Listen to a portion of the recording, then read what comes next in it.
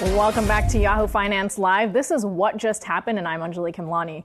So far, we've heard the various ways China's COVID struggles have trickled down into the economy and business. But it's time to focus on the one thing itself that started it all, COVID.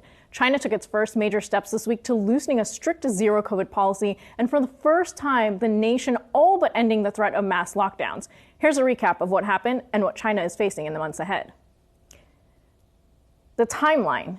The apartment fire on November 24th. That's what resulted in 10 deaths and was the final straw in a series of events that began in October. First, Foxconn locks down and keeps a closed loop on its workers. But that strategy backfires as migrant workers start to flee. The city of Zhengzhou then locks down, followed by Shanghai. Around this time, China is starting to take small steps to ease restrictions, such as reducing quarantining for inbound travelers, as well as reducing the number of close contacts. But then protests erupt at the Foxconn plant, Apple's biggest iPhone manufacturer. Once again, the Chinese find themselves struggling to access basic necessities and facing limitations on where they can go and constantly taking PCR tests. But then that deadly fire on November 14th really sparks the nation's in the nation's northwest area, and protests erupt across the country.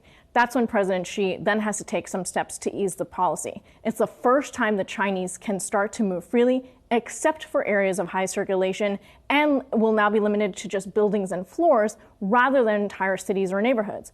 But the big problem with all this is it's the winter season. We know that COVID and other respiratory viruses thrive, and some projections estimate millions of cases and China potentially reaching 2 million deaths. Because of its lockdown policies, China has successfully curbed these kinds of outbreaks and these numbers that we saw around the globe.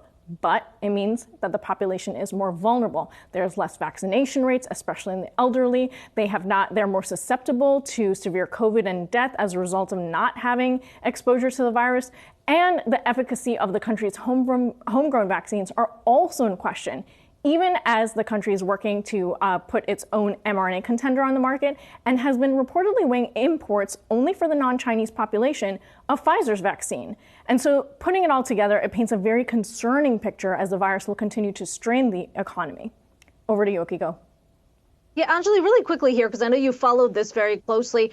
On the vaccines themselves, I mean, what are the prospects for an mRNA vaccine that's developed domestically? I mean, we have heard the criticism before that the domestic vaccines simply aren't effective enough. They aren't effective enough.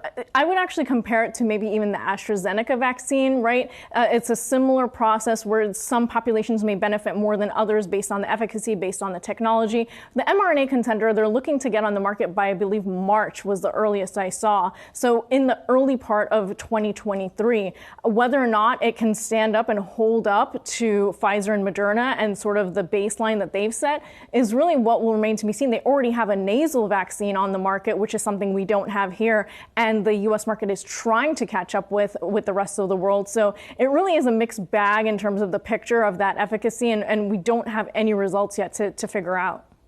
Yeah, it's certainly going to be critical over the next few months, and I know you're going to be watching that. Anjalee Khemlani, thanks so much for that.